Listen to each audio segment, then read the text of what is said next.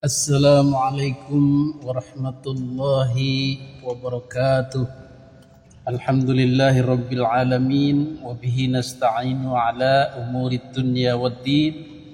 Wassalatu wassalamu ala asyrafil anbiya'i wal mursalin wa ala alihi wa ashabihi ajma'in, amma ba'du.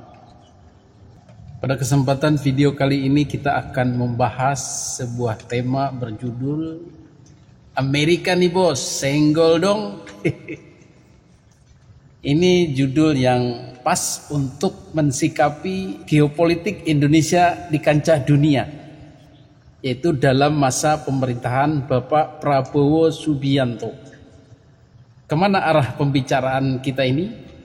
Arah pembicaraan kita kali ini adalah kepada politik luar negeri Indonesia, yang sebagian sudah dijalankan oleh Bapak Prabowo Subianto dan sudah kelihatan bagaimana cara beliau menjalankan politik luar negerinya itu berkenaan dengan konflik Timur Tengah. Lebih spesifik lagi adalah masalah Israel dan Palestina. Penanganan isu ini membutuhkan kajian yang mendalam dan kehati-hatian serta kebijaksanaan dan penuh strategi. Jadi tidak boleh membuat langkah-langkah di Timur Tengah ini serampangan. Hanya mendengarkan satu pihak saja, kemudian dengan pedenya mengeksekusi. Itu bisa ceroboh nantinya Bapak Presiden. Hadirin yang dimuliakan Allah Subhanahu wa Ta'ala, kebijakan di Timur Tengah, apalagi berkenaan dengan dunia Islam, itu harus dikonsultasikan dulu sebelumnya dengan elemen-elemen Islam di dalam negeri. Dan elemen-elemen Islam di dalam negeri ini pun bermacam-macam latar belakangnya, bermacam-macam karakteristiknya, bermacam-macam motifnya. Hati-hati. Maka sudah sering disinggung dalam channel ini bahwa elemen Islam atau organisasi Islam yang paling bisa diandalkan dalam hubungannya dengan politik Negara Kesatuan Republik Indonesia berkenaan dengan Islam adalah Nahdlatul Ulama. Jadi NU ini sudah teruji bagaimana cara bersikap terhadap dunia Islam, baik di dalam negeri maupun di luar negeri.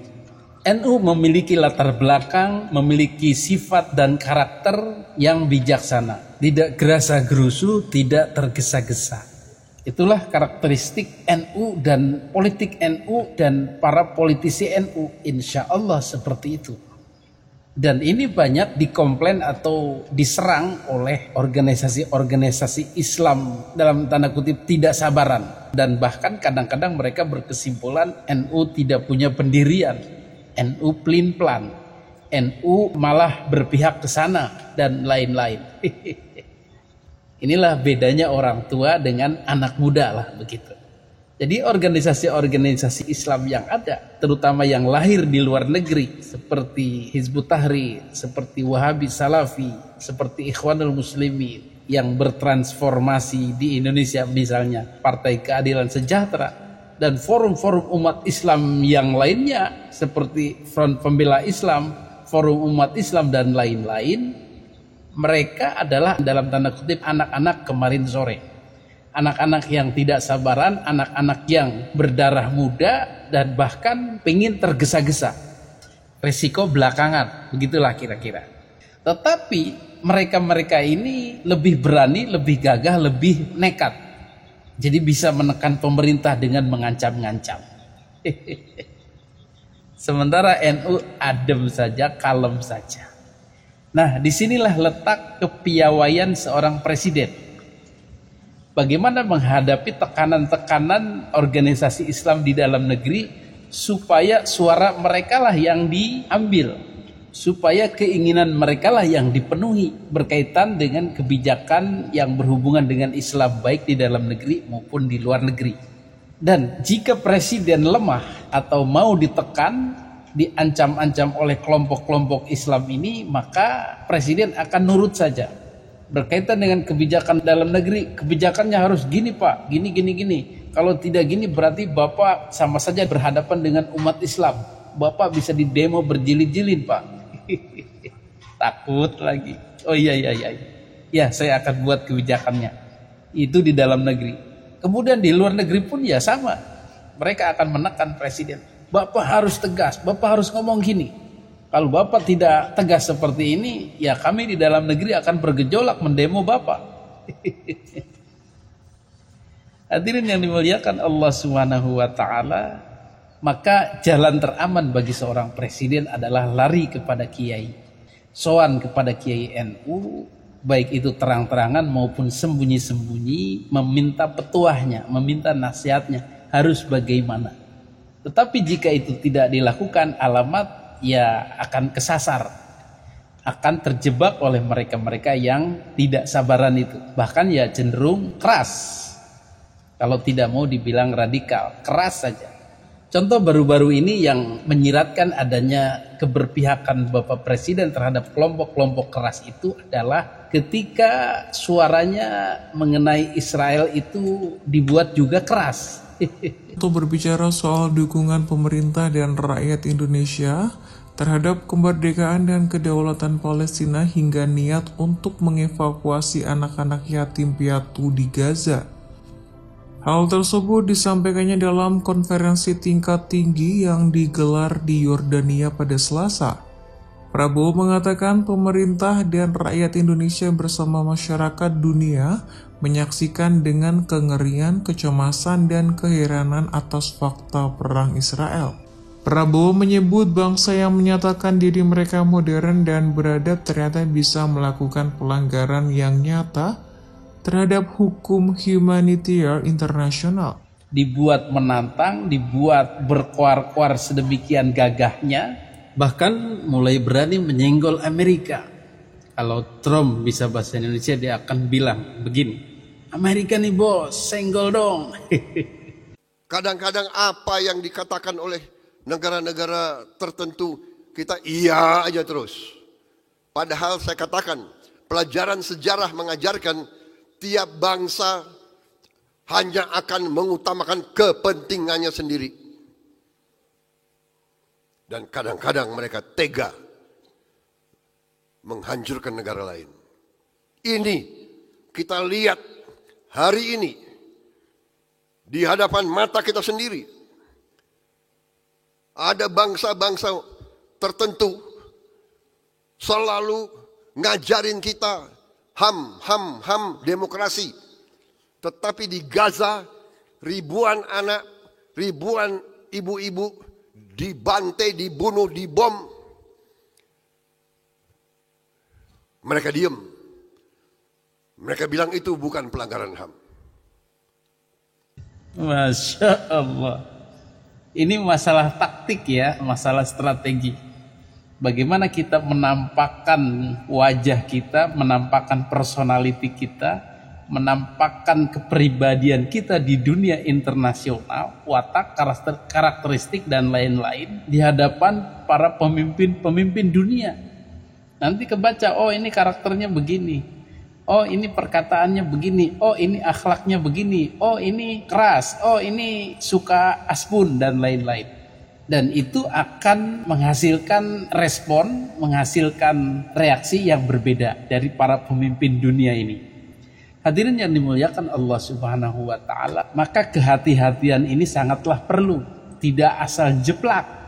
Kalau di dalam negeri asal jeplak ya tidak begitu parah akibatnya. Tetapi kalau di luar negeri, nah ini akan mengakibatkan masalah-masalah susulan yang berakibat ke dalam negeri. Begitu bos. Senggol dong bos. Makanya kita sangat khawatir dengan Bapak Presiden ini. Apakah dalam tanda kutip dilindungi oleh kiai-kiai NU, dipengaruhi oleh kiai-kiai NU ataukah tidak? Tetapi dilihat dari gaya-gaya bicaranya yang terlalu keras, yang terlalu banyak menyindir, menyenggol, yang ya kurang arif dan bijaksana, begitulah. Kita curiga bahwa penasehat presiden ini tidak banyak masuk dari NU atau tidak banyak mendengarkan dari NU, tetapi lebih ke mereka-mereka yang di luar NU, yang keras-keras itu. Wallahu a'lam. Contoh dalam video ini, sebagai seorang presiden, beliau menyindir-nyindir Amerika dengan bahasa-bahasa khas gerakan-gerakan Islam keras. Ya memang bagus bagi respon dalam negeri, dukungan politik dalam negeri, itu pun dari kelompok mereka juga.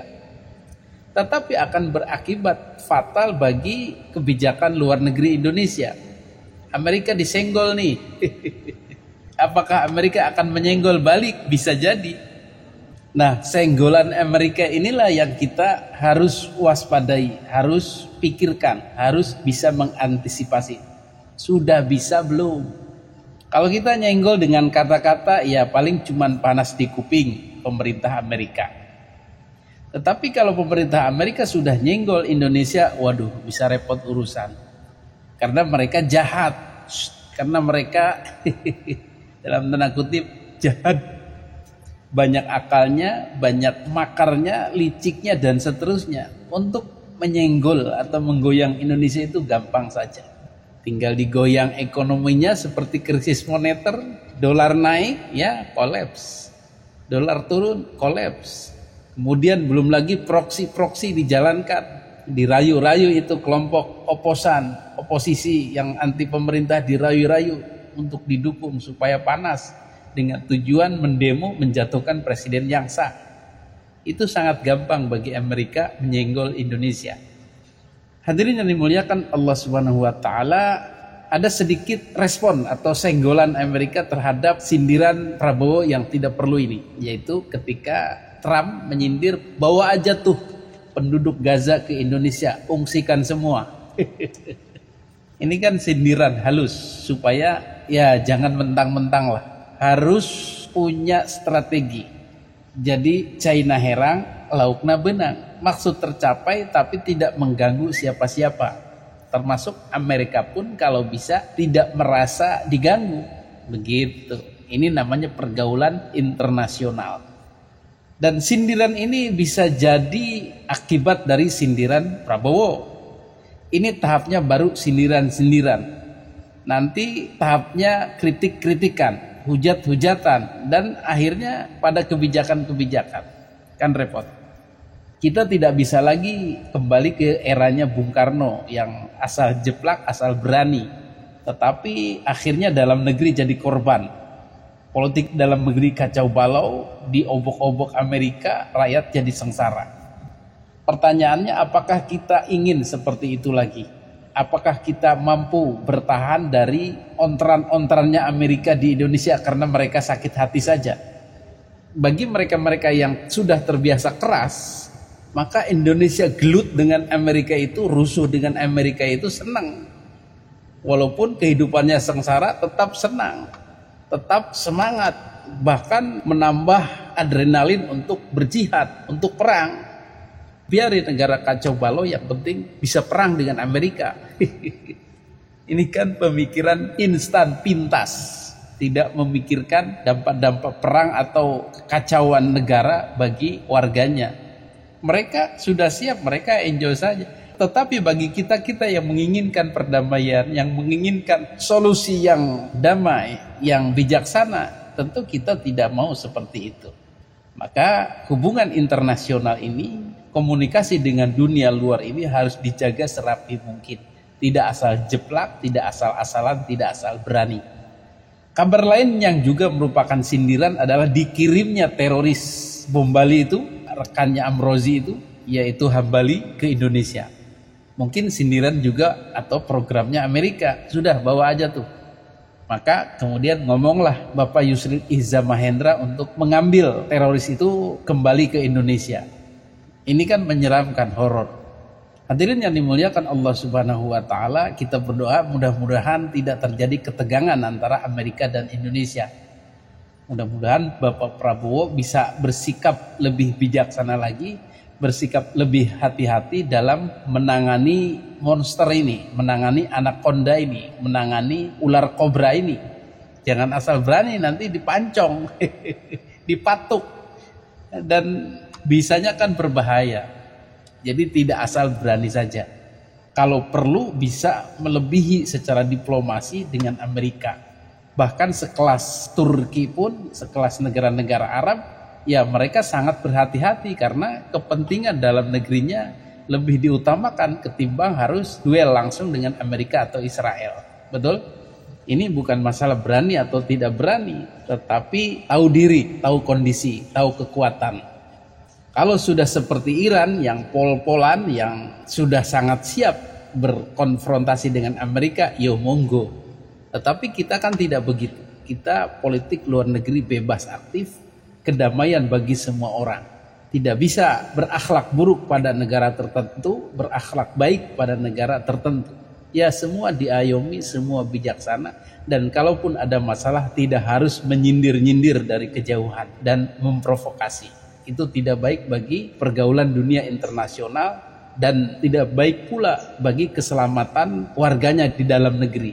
Karena akan menjadi bulan-bulanan kebijakan luar negeri yang merugikan. Oh iya, satu lagi mungkin yang ada hubungannya dengan panasnya kuping Amerika adalah ketika banyak warga negara Indonesia yang bersyukur, berpesta, bergembira atas kebakaran di Los Angeles. Itu juga kurang berakhlak. Karena dalam hubungan internasional ini akan mengakibatkan hal yang lebih parah lagi kepada Indonesia. Sudah mah presidennya nyindir-nyindir, warganya juga nyerang-nyerang. Wah, ini kan menantang maut. Kita bukannya takut, tapi realistis bagaimana menjunjung perdamaian, bagaimana tidak membuat provokasi, tidak membuat ontran-ontran yang tidak perlu. Jalani saja dengan kalem, jalani saja dengan bijaksana dan tidak tergesa-gesa. Begitulah kira-kira ocehan dari wong kampung ini. Mudah-mudahan didengar oleh Bapak Presiden atau Bapak Mayor Teddy. Amin ya Allah ya Rabbal Alamin. Adanallahu wa iyyakum ajmain. Assalamualaikum warahmatullahi wabarakatuh.